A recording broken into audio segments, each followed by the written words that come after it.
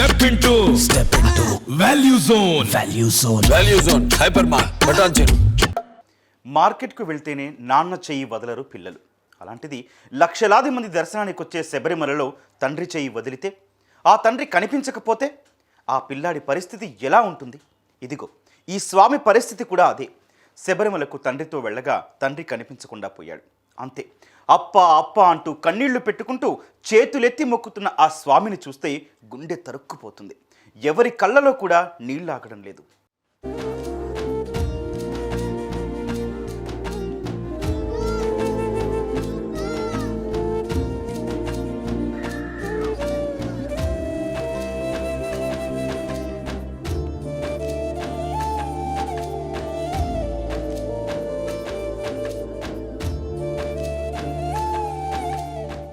శబరిమలలో భక్తుల రద్దీ ప్రతిసారి కన్నా ఈసారి చాలా పెరిగింది.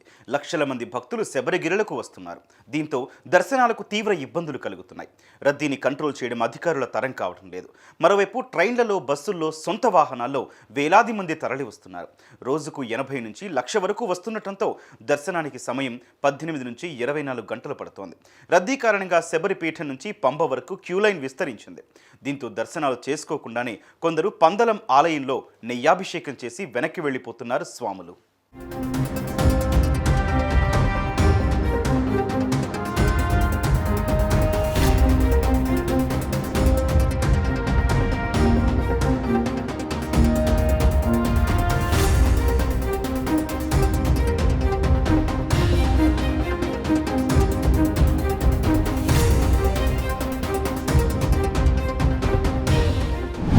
ఇక రద్దీ ఎక్కువ కావడంతో దర్శన కష్టాలు మాత్రమే కాదు, గుంపుగా వచ్చిన భక్తులు ఒక్కొక్కరు ఒక్కో దారి పట్టాల్సిన పరిస్థితి వచ్చింది.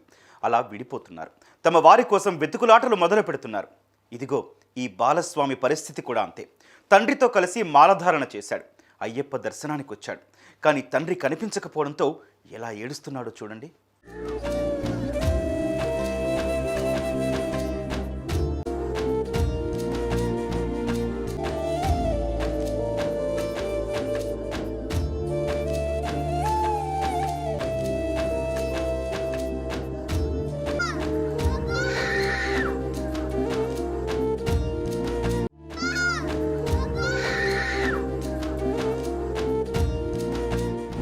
నలభై ఒక్క రోజుల అయ్యప్ప దీక్షను తండ్రితో పూర్తి చేసిన ఆ బాలుడు శబరిమలకు అయ్యప్ప దర్శనానికి వచ్చాడు.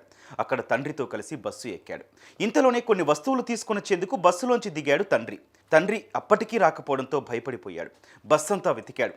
తండ్రి జాడలేదు. దీంతో కిటికీలోంచి బయటకు చూస్తూ ఏడుస్తూ అప్పా అప్పా అని బోరున విలపించాడు. అప్పుడే అక్కడికి ఓ పోలీసు రావడంతో తన తండ్రిని వెతకాలంటూ చేతులు జోడించాడు. తండ్రిని వస్తాడని చెప్పినా ఆ బాలుడు ఏడుస్తూనే ఉన్నాడు.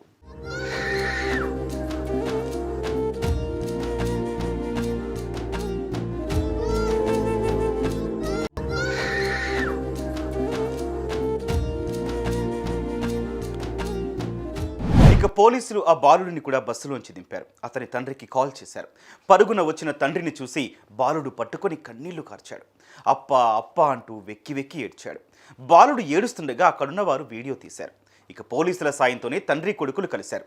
లేకపోతే పరిస్థితి ఏమైపోయేదో అంటూ నెటిజన్లు కామెంట్ చేస్తున్నారు.